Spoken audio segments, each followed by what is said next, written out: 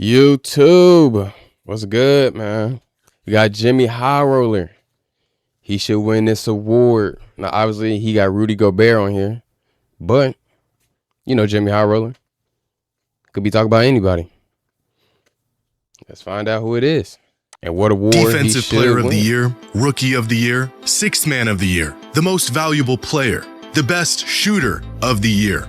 Well, that one's not a real NBA award, but it would be cool if it was. In fact, if there was an end-of-season award for the NBA's best shooter, who would be the winner this season? Maybe Steph Curry, Luke Kennard, Con Knipple, Isaiah Joe? Well, according to the numbers, there's actually one clear winner here. Crafted NBA, a site that curates some of the most interesting and insightful NBA metrics, has a stat called shot quality. It's a unique metric that uses multiple variables like spacing and shooting efficiency and converts a player's shooting ability and shot selection into a point scale from 1 to 100. 1 being the worst, you better swing the rock to someone who can shoot, and 100 being the best. Feel free to shoot any shot you like. Now, if an award for shooting actually existed, it would be a bit of a formality, because in 2013, the player with the highest shot quality in the entire NBA and the winner of the Sharpshooter of the Year award would have been Steph Curry. In 2014, the winner would have also been Steph Curry. And every year after that, the winner would have been Steph Curry,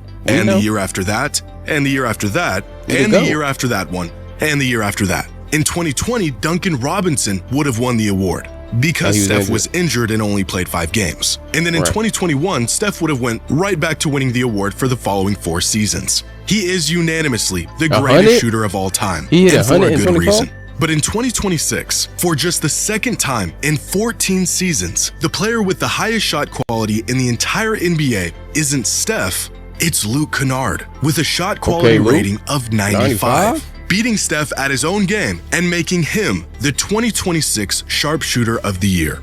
But why stop here? Let's create some other NBA awards and find the rightful winners of the 2026 NBA season.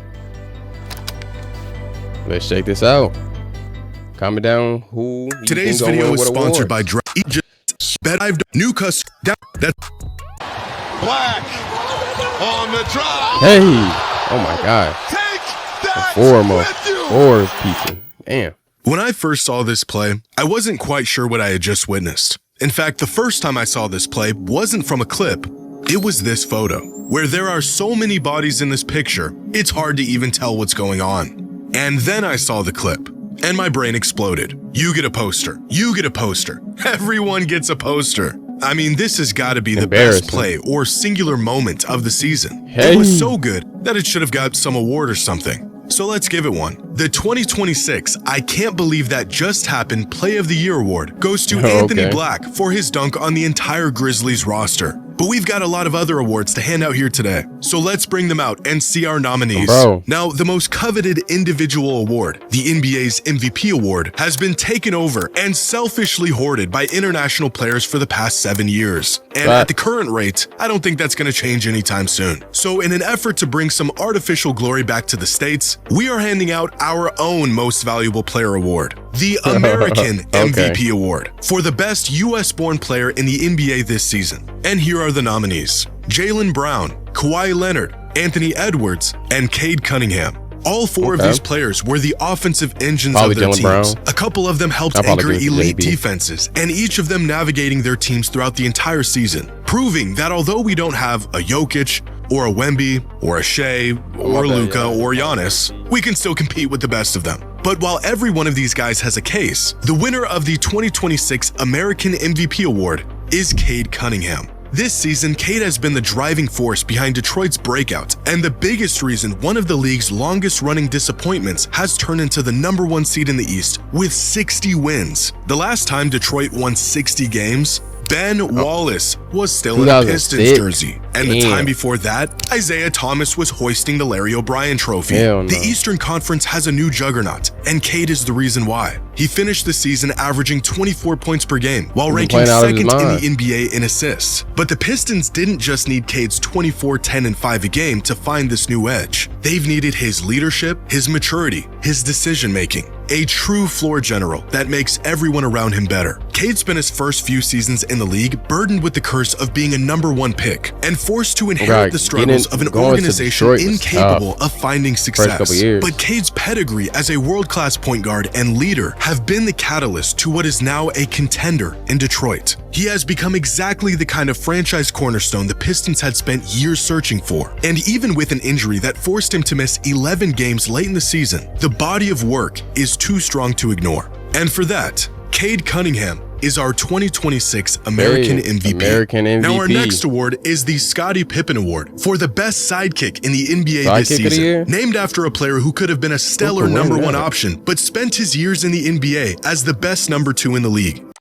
It's a sacrifice. During sidekick of the year, I would probably.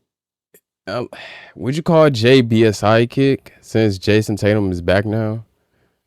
Because if that's the case, you got to give it to him. He the MVP conversations. He doing all of this without JT. Would he not be? Or do they all, like, do everybody got to be playing, he still be, and the sidekick still be producing? Does he mean like that?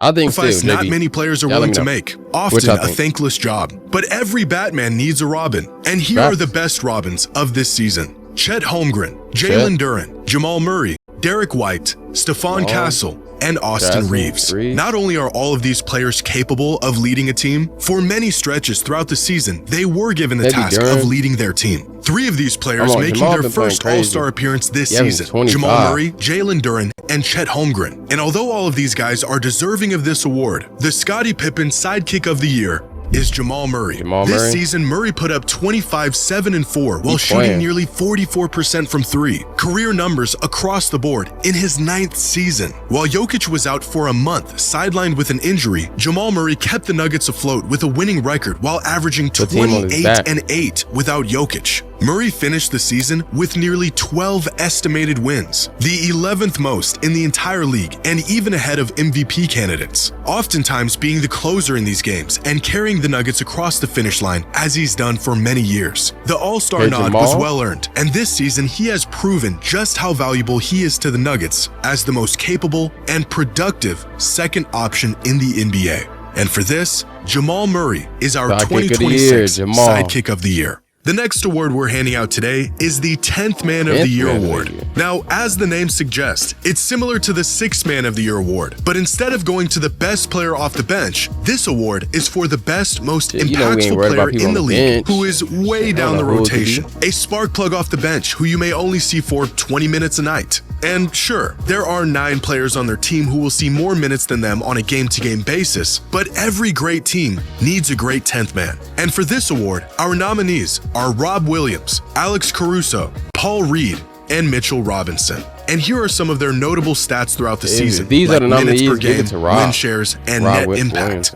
All 4 of these guys are playing way above the rotational spot and could very well be the first man off the bench, even a starter on some teams. But maybe their value comes from them knowing their role as the 10th man and playing it so well. And although you can make a good case for each of them, the 10th Man of the Year award goes to Alex Caruso. Caruso is the epitome of a great 10th man. Throughout the season, Caruso's playing time varied heavily with fluctuating rotations, team injuries, and the integration of young developing players. Caruso filled just about every role the Thunder needed him to. A player who almost never needs the ball to make a difference and is willing to do all the dirty work to help his team succeed. Look at his counting stats and you'd think Caruso was a complete non-factor. 6 points, 3 rebounds, and 2 assists a game. But look at the impact he has on OKC, and you'll see a player that leaves his imprint on the game every time he touches the court. One of the only players in the league who can score 0 points and be an absolute positive for his team on his limited 18 minutes a night. In fact, Caruso has a net on-off of +8 this season, meaning the Thunder are 8 points better with him on the court, and the highest of any bench player this season, despite him being the 10th man in their rotation. He's an all-NBA caliber defender, a veteran leader, the kind of player to lose a shoe mid-play and still find a way to get the stop.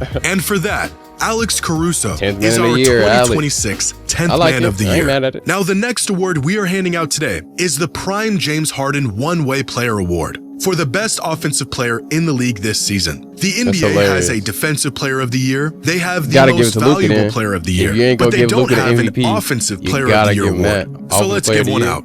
But there's a bit of a twist to this award because it's not just for the best offensive player in the league this season. It is specifically for the player who gave their team the most offense while providing little to no defense. The player with the largest gap between their offensive excellence and their defensive liability. Going against everything we've been taught, this trophy will be the award for the player who loves to play offense but can't play defense worth a lick. And our nominees for this award are Keyonte George, Steph Curry, Jamal Murray, Jalen Brunson, Michael Porter Jr., and LaMelo Ball. All of them with incredible offensive numbers and abysmal defensive numbers this year. But statistically, there's a really comprehensive way we can go about determining the winner here. And that's by using crafted NBA's offensive plus minus and defensive plus minus metrics. These two metrics factor in a ton of different variables, like shot quality, turnover rate, offensive load, and creation on offense, and also things like forced turnovers, deflections, fouls committed, and defensive versatility on defense. They then take these numbers and rate every player based on these categories amongst every other player in the league to find their overall league percentile. Here's a player this season who has a crafted offensive plus minus in the 97th percentile, so he's really good on offense. And he has a crafted defensive plus minus in the 15th percentile, so he's considerably bad on defense.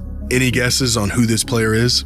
It's LaMelo Ball. And the gap between his offense and defense isn't nearly as big as some other players. Here's Michael Porter Jr. with a 94 on offense and an 8 on defense. Still, not nearly the worst. Here's Keyonte George, Steph Curry, Jamal Murray, and the 2026 James Harden One-Way Player of the Year award winner, Jalen Brunson, who is in the 98th percentile on offense and the 3rd percentile on defense. A whopping gap of 95%, making him the 10th best offensive player in the NBA and the 10th worst defensive player in the NBA. A gap that is truly remarkable. For perspective, James Harden himself, at 36 years old, is in the 97th percentile on offense and the 18th percentile on defense, giving him just a 79% difference between his offense and his defense. Jalen Brunson is a one-way demon. And for that, he shall be rewarded as the One-Way Player of the Year. The next award we're handing out today is the Kobe Bryant Get It Out the Net Award for the player who is least likely to pass the ball once he gets it in his hands. And our nominees are Jalen Green, Kawhi Leonard, Dylan Brooks, Lauri Markkanen, Cam Thomas, and Klay Thompson.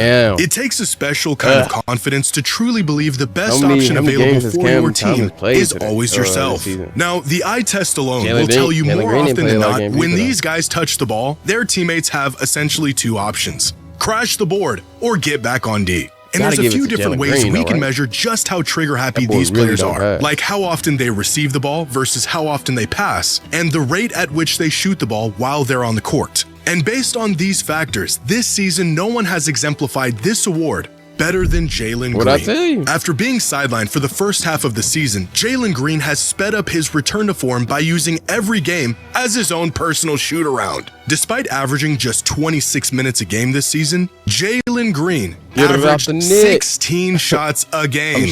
This means he ranked 171st league-wide in minutes per game and 35th league-wide in field goal attempts per game. The man is taking as many shots as Victor Wembanyama while playing Kyle Kuzma minutes. To put into perspective the green light Jalen Green has had this season, here are the top 50 scorers in the league and the number of shots they average per minute on the court. Now, even amongst the best players in the league, about half a shot per minute is an average clip. Only about 30 players in the entire league exceed this rate. And for the most part, they are the best bucket getters in the league. Where is Jalen Green in all of this? He's right here, in between two MVP candidates who are attempting the most shot attempts per game in the entire NBA. Now, Jalen Green firing at a rate on par with Luka Doncic wouldn't be the worst thing in the world if he was actually hitting these shots. But instead, not only is Jalen shooting the ball faster than just about everyone in the league, out of 206 qualifying players this season, Jalen Green has a true shooting percentage that ranks 199th.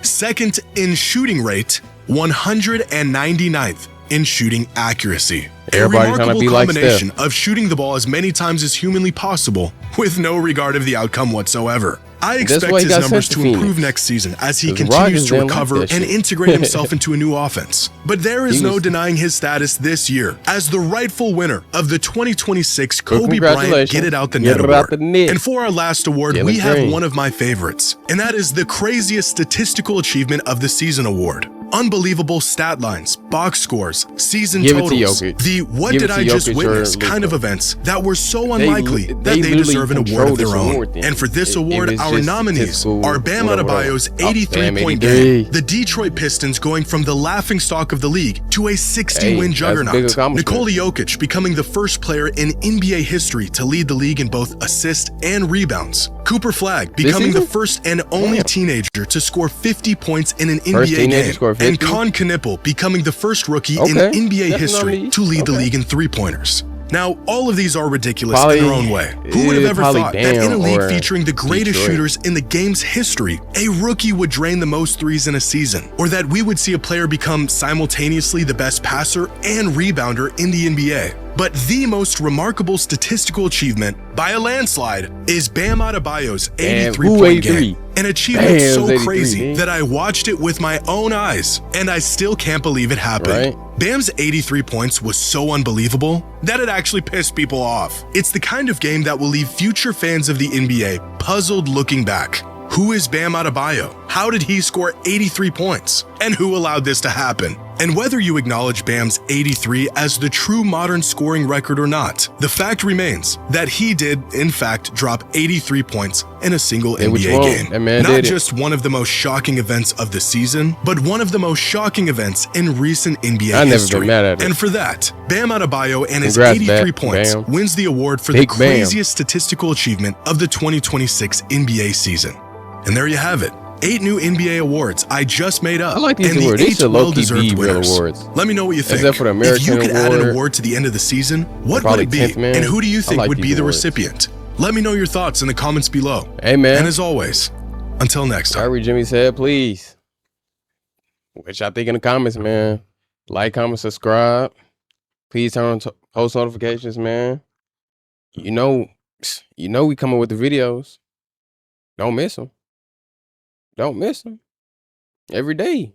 I got something new for y'all, bro. And the playoff just started. So you know I'm coming with the videos for y'all, bro. I got y'all, bro. Like I said, man, I'm like, subscribe, man. I'm gonna see y'all niggas, man. We out.